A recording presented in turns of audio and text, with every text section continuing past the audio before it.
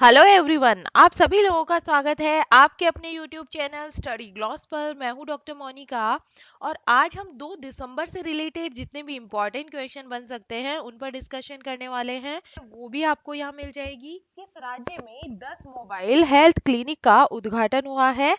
तो इसका correct answer है ये बिहार के अंदर किया गया है।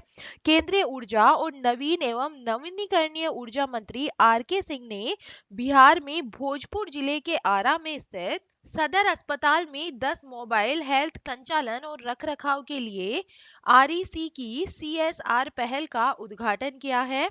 और परियोजना की जो कुल लागत है ये 12.68 करोड़ रुपए है। सुचारू संचालन के लिए प्रदान की जाएगी और ऐसी परियोजनाओं का लाभ वंचित वर्ग के लोगों तक सभी को बेहतर जो स्वास्थ्य सुविधाएं हैं ये उपलब्ध करवाई जा सके। और 10 में से 3 विशेष रूप से महिलाओं के लिए हैं, जिनसे बिहार में भोजपुर जिले के सभी 14 ब्लॉकों में वंचित आबादी को घर घर प्राथमिक स्वास्थ्य देखभाल सेवा प्रदान की जाएगी। और प्रत्येक एमएससी अतिरिक्त बुनियादी उपकरणों से लैस होगी और इसमें एक डॉक्टर, एक नर्स और एक फार्मासिस्ट और एक ड्राइवर सह सहायक कर्मचारी सहित 4 लोगों की ये टीम हो। बिहार की हम बात कर, बिहार डे जो सेलिब्रेट करता है ये हर साल 22 फोक डांसेस ऑफ बिहार की हम बात करें तो ये है बाई देसिया, जाट जाटे, पाइका ऑफ हेल्थ प्रगति मैदान नई दिल्ली में 41वें अंतर्राष्ट्रीय व्यापार मेले में जनसंचार और आउटरीच में उत्कृष्ट योगदान के लिए पुरस्कार जीता है। और इस पवेलियन में 37,887 लोगों की स्क्रीनिंग, टेस्ट, काउंसलिंग और प्रशिक्षण दिया गया। राष्ट्रीय स्वास्थ्य प्राधिकरण के काउंटर पर करीब 5,530 आगंतुक आए। वहीं 1,110 आगंतुकों ने आयुष्मान भारत स्वास्थ्य खाता कार्ड और ओरा पहचान पत्र प्राप्त करने का जो लाभ भी है ये भी उपलब्ध करवाया गया। थर्ड नंबर क्वेश्चन है, Who has changed the name of monkeypox to what? WHO ने monkeypox का नाम बदलकर क्या कर दिया है? तो इसका करेक्ट आंसर होगा, इसका जो नाम है ये कर दिया गया है एम पॉक्स के नाम से। ए इसका करेक्ट आंसर है। विश्व स्वास्थ्य संगठन ने मंकी पॉक्स का नाम बदलकर एम पॉक्स कर दिया है। इस साल मंकी पॉक्स आउटब्रेक होने के बाद कई देशों और समुदायों ने नस्ल भेदीय और अपमानजनक शब्दों के मामले देखे गए थे और ये सभी मामले मंकी पॉक्स बीमारी के नाम से जुड़े थे। और कई देशों व लोगों ने इसका नाम बदलने की अपील की थी। और 1970 में पहली बार बंदी बंदरों के अंदर ये वायरस जो है ये मिला था, जिस वजह से इस वायरस का नाम मंकी पॉक्स दे दिया गया था। उस वक्त तक डब्ल्यूएचओ द्वारा किसी बीमारी या वायरस का नाम देने के नियम कायदे जारी नहीं और ये नियम कायदे साल 2015 में प्रकाशित किए गए थे।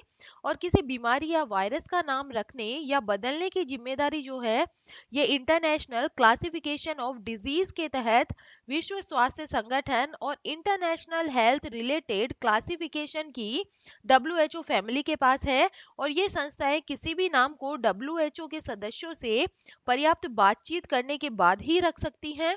4 नंबर क्वेश्चन है, S&P Global Rating has predicted India's economic growth rate in 2022-23 to be what percent? S&P global ratings में 2022 और 23 में भारत की आर्थिक वृद्धि दर कितने प्रतिशत रहने का जो अनुमान है ये लगाया गया है। इसका करेक्ट आंसर होगा ये जो है ये 7% जो अनुमान है ये लगाया गया है। डिटेल से बात करें तो बल एजेंसी S&P ग्लोबल रेटिंग्स ने भारत की आर्थिक वृद्धि दर अनुमान को घटाकर 7% कर दिया है। और एजेंसी ने यह भी कहा है कि घरेलू मांग की वजह से अर्थव्यवस्था पर वैश्विक सुस्ती का प्रभाव कम होगा। और इससे पहले एजेंसी ने सितंबर महीने में भारत की सकल घरेलू उत्पाद जो वृद्धि दर है ये 2022 और 6.5% रहने की जो संभावना है ये जताई थी। और वित्त वर्ष 2022 और 23 में भारत की आर्थिक वृद्धि दर 7% और अगले वित्त वर्ष में 6% रहने का अनुमान है। वही भारत की जीडीपी वृद्धि दर जो वर्ष 2021 है इसके अंदर 8.5% रही थी। 5 नंबर क्वेश्चन है, which campaign has been started by the central government against gender violence? लैंगिक हिंसा के खिलाफ केंद्र सरकार ने कौन सा अभियान जो है ये शुरू किया है? तो इसका करेक्ट आंसर होगा नई चेतना जो है ये अभियान चालू किया गया है। ए इसका करेक्ट आंसर है। केंद्र सरकार लैंगिक हिंसा के खिलाफ महिलाओं व लड़कियों को जागरूक करने के लिए 1 माह का नई चेतना अभियान शुरू कर रही है और केंद्रीय ग्रामीण विकास मंत्री गिरिराज सिंह इसकी जो शुरुआत है ये करेंगे। हिंसा के खिलाफ उपलब्ध कानूनी व अन्य उपायों के बारे में जानकारी दी जाएगी। महिलाओं और लड़कियों के खिलाफ हिंसा के उन्मूलन के लिए अंतर्राष्ट्रीय दिवस के मौके पर यह अभियान शुरू होगा। और ग्रामीण विकास मंत्रालय के सचिव नागेंद्र नाथ सिन्हा ने कहा है कि ये दुखद है कि बड़ी संख्या में पुरुष और महिलाएं अभी भी लिंग आधारित जो हिंसा है इसको सामान्य मानते हैं।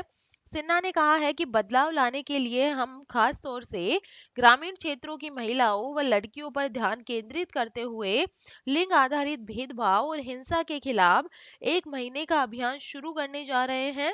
6 नंबर क्वेश्चन है, who has been honored with the National Gopal Ratna Award? राष्ट्रीय गोपाल रत्न पुरस्कार से किसे सम्मानित किया गया है? तो इसका करेक्ट आंसर होगा ये, तो इसका करेक्ट आंसर है डॉक्टर संजीव बालियान ने जो ये पुरस्कार है ये दिए हैं। ए इसका करेक्ट आंसर है। केंद्रीय पशुपालन मत्स्य पालन और डेयरी राज्य मंत्री डॉक्टर संजीव कुमार बालियान ने देश में दूध उत्पादन में अनुकरणीय योगदान के लिए कृत्रिम गर्भाधान में शामिल किसानों सहकारी समितियों और तकनीक जो राष्ट्रीय गोपाल रत्न पुरस्कार है ये प्रदान किया है। और ये पुरस्कार डॉक्टर बाबू राजेंद्र प्रसाद अंतर्राष्ट्रीय सम्मेलन केंद्र जीकेवीके कैंपस बेंगलुरु कर्नाटक में राष्ट्रीय दुग्ध दिवस समारोह के दौरान प्रदान किए गए हैं। और वैश्विक उत्पादन में 32% योगदान के साथ भारत सबसे अधिक दुग्ध उत्पादक है और देश में 222 सहकारी समितियां हैं जिसमें 17 मिलियन से अधिक किसान दूध की आपूर्ति करते हैं। और राष्ट्रीय गोपाल रत्न पुरस्कार पशुधन और डेयरी क्षेत्र में सर्वोच्च राष्ट्रीय पुरस्कारों में से एक है जिसका उद्देश्य स्वदेशी मवेशियों को पालने वाले किसानों, सर्वश्रेष्ठ कृत्रिम गर्भाधान तकनीशियनों और डेयरी सहकारी समितियों, दुग्ध उत्पादन कंपनी, डेयरी किसान उत्पादक संगठनों की पहचान करना और उन्हें प्रोत्साहित करना है। 7 नंबर क्वेश्चन है, हरिमो शक्ति अभ्यास has started between India and which country? Bharat और किस देश के बीच में हरिमो शक्ति अभ्यास जो है ये शुरू हुआ है? तो ये भारत और मलेशिया के बीच में हुआ है। ए इसका करेक्ट आंसर है। भारत और मलेशिया के बीच संयुक्त सैन्य अभ्यास हरिमो शक्ति 2022 मलेशिया के पुलाई में शुरू हुआ है और ये 12 दिसंबर तक चलेगा। हरिमो शक्ति एक वार्षिक प्रशिक्षण अभ्यास है जो 2012 से दोनों देशों के बीच आयोजित किया जा रहा है और भारतीय सेना की गढ़वाल राइफल्स रेजिमेंट और मलेशियाई सेना की रॉयल मलय रेजिमेंट इस वर्ष अभ्यास में भाग लेगी। दोनों देशों की सेनाएं वन क्षेत्र में विभिन्न प्रकार के अभियानों की योजना बनाने और अनुभव के आदान प्रदान में अंतर संचालनीयता को बढ़ाएगी। टॉप 5 मिलिट्री एक्सरसाइजेस के बारे में हम बात करें तो जो खंजर 2022 है ये ऑर्गेनाइज हुई है इंडिया और किर्गिस्तान की जो आर्मी है इसके बीच में हुई है। बाइलेटरल नेवल एक्सरसाइज वरुण 2022 जो है ये इंडिया और फ्रांस की नेवी के बीच में हुई है। इंडियन नेवी और रशियन नेवी के बीच में पासेक्स 2022 जो एक्सरसाइज है ये हुई है। एक्स दस्तलिक जॉइंट ट्रेनिंग एक्सरसाइज जो है ये इंडिया और उज्बेकिस्तान की आर्मी के बीच में हुई है। लामित्य 2022 जॉइंट मिलिट्री जो एक्सरसाइज है ये इंडिया और सिक्योरिटी फोर्स ऑफ सेशेल्स के बीच में हुई है। 8 नंबर क्वेश्चन है, which has become the first Indian state to get services from Jio 5G in all its district? अपने सभी जिलों में Jio 5G से सेवाएं प्राप्त करने वाला पहला भारतीय राज्य कौन सा बना है? तो इसका करेक्ट आंसर होगा ये बन गया है गुजरात। सी इसका करेक्ट आंसर है। रिलायंस जियो ने गुजरात के सभी 33 जिला मुख्यालयों में बीटा फेज के तहत 5G सेवाएं उपलब्ध करवा दी हैं और रिलायंस जियो के मुताबिक गुजरात ऐसा पहला राज्य बन गया है जिसके सभी जिला मुख्यालयों में 5G सेवा शुरू हो चुकी है। गुजरात में जो है 5 दिसंबर को चुनाव होना है और उससे पहले राज्य की जनता को जियो ने बड़ा तोहफा दे दिया है। जियो अपने यूजर्स को 5G सेवा प्रदान करने के लिए कोई अतिरिक्त शुल्क नहीं ले रही है और राज्य में इस सेवा की शुरुआत कंपनी की ट्रू 5G पहल से हुई है जिसका नाम है एजुकेशन फॉर ऑल। गुजरात की हम बात करें तो इसकी कैपिटल है Gandhinagar. The longest line of sea coast of Gujarat is, तो ये है 1600 किलोमीटर। 3 नेबरिंग स्टेट है राजस्थान, मध्य प्रदेश और महाराष्ट्र। फोक डांस की बात करें तो डांडिया, भवाई, टिप्पणी, पधार और गरबा यहाँ के फोक डांसेस के अंदर आते हैं। इंडिया की जो फर्स्ट लिथियम रिफाइनरी है ये भी गुजरात के अंदर है। 9 नंबर क्वेश्चन है, What is the name of the new survey ship launched by the Indian Navy?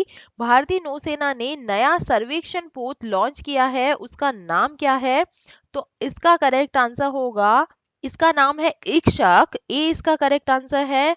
Chennai के कट्टुपल्ली में दक्षिणी नौसेना कमान के flying officer commanding in chief vice admiral M.A. Hampiholi की उपस्थिति में सर्वे वेसल्स इक्षक को लॉन्च किया गया है और भारतीय नौसेना के लिए बनाए जा रहे 4 बड़े सर्वेक्षण पोत के प्रोजेक्ट के तीसरे पोत इक्षक की लॉन्चिंग मील का एक पत्थर साबित होगी और सर्वे वेसल्स इक्षक के नौसेना में शामिल होने के बाद समुद्री सुरक्षा की निगरानी में काफी मदद मिलेगी और साथ ही नौसेना की ताकत बढ़ाने वाला ये जहाज रक्षा तैयारियों को और मजबूती जो है ये प्रदान करेगा। स्वदेशी रूप से डिजाइन और निर्मित ये जहाज मेक इन इंडिया और आत्मनिर्भर भारत अभियान के अनुरूप बनाया गया है। इंडियन नेवी की हम बात करें, इसका जो हेडक्वार्टर है ये न्यू दिल्ली के अंदर है। जो नेवी डे है ये मनाया जाता है 4 दिसंबर को, between which two countries the Malabar naval exercise is held. तो ये है इंडिया, अमेरिका, जापान और Australia. INS Karanj has been inducted into the Indian Navy. What is this? तो ये क्या है, एक सबमरीन है। Who has developed India's first airdrop container? सम्यक NG। तो ये जो है डेवलप किया गया है DRDO और इंडियन नेवी के द्वारा। 10 नंबर क्वेश्चन है, where is cleanathon organised? Cleanathon का आयोजन कहाँ पर किया गया है? तो इसका करेक्ट आंसर होगा, इसका जो आयोजन है ये गोवा के अंदर किया गया है। International film festival of India 2022 के 53वें संस्करण के अंतिम दिन क्लीन एथॉन मतलब स्वच्छता अभियान देखा गया, जो दिव्यज फाउंडेशन, भामला फाउंडेशन और गोवा सरकार के सहयोग से एक पहल थी और इस कार्यक्रम की शुरुआत मीरामार समुद्र तट पर स्वच्छता अभियान के साथ हुई जिसका नेतृत्व मुख्यमंत्री प्रमोद सावंत ने किया। जब पर्यटक जो गोवा की आबादी का एक बड़ा हिस्सा है भी इसके प्रयास में शामिल हो और एक नीली अर्थव्यवस्था है, नदी और समुद्र का पानी रखते हैं। इस पहल का उद्देश्य सभी को गंदगी न करने की याद दिलाना है ताकि हम एक स्वस्थ समुद्री जीवन जी सके और हमारे लिए एक बेहतर ग्रह छोड़ सके। राज्य में स्वच्छता की पहल में उल्लेखनीय प्रगति करने वाले विभिन्न गैर सरकारी संगठनों, ग्राम पंचायतों और नगर पालिकाओं को भी सम्मानित किया गया। चलिए कल के जो एमसीक्यू है उन्हें हम रिवाइज कर लेते हैं। फर्स्ट नंबर क्वेश्चन है, वर्ल्ड इंटेलेक्चुअल प्रॉपर्टी इंडिकेटर्स किस संस्था के द्वारा जारी की गई रिपोर्ट है? तो इसका करेक्ट आंसर होगा, ये WIPO के द्वारा जारी की गई रिपोर्ट है। सेकंड नंबर क्वेश्चन है, किस वर्ष को अंतरराष्ट्रीय बाजरा वर्ष घोषित किया गया है? तो ये 2023 को किया गया है। थर्ड नंबर क्वेश्चन है, जीएसटी अधिनियम के अनुसार राज्यों को जीएसटी के संबंध में राजस्व की हानि के लिए कितने वर्षों तक मुआवजे का आश्वासन दिया गया है? तो 5 वर्षों तक जो मुआवजे का आश्वासन है ये दिया गया है। फोर नंबर क्वेश्चन है, टीबी मुक्त भारत अभियान के लिए किसे राष्ट्रीय राजदूत के रूप में नामित किया गया है? तो इसका करेक्ट आंसर होगा, ये बनी है दीपा मलिक।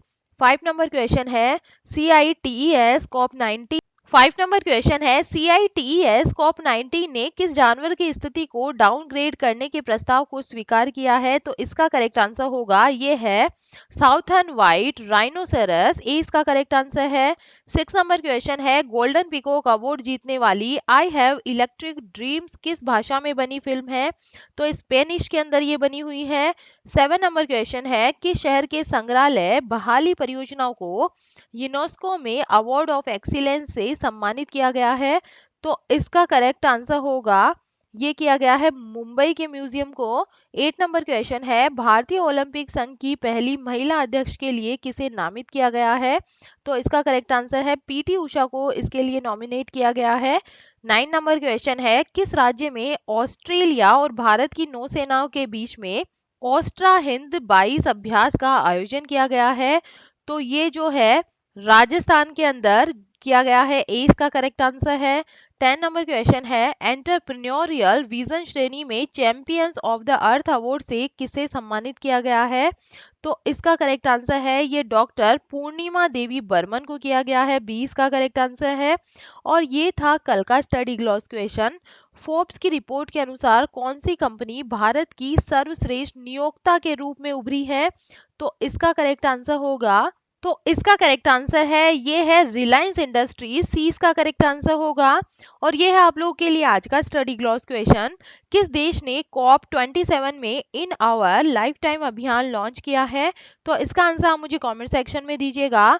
यह हमारा टेलीग्राम चैनल है, यहाँ पर आपको सारे क्वेश्चन क्विज के फॉर्मेट में अवेलेबल होंगे। यहाँ जाकर आप ज़्यादा से ज़्यादा उनकी प्रैक्टिस कर सकते हैं।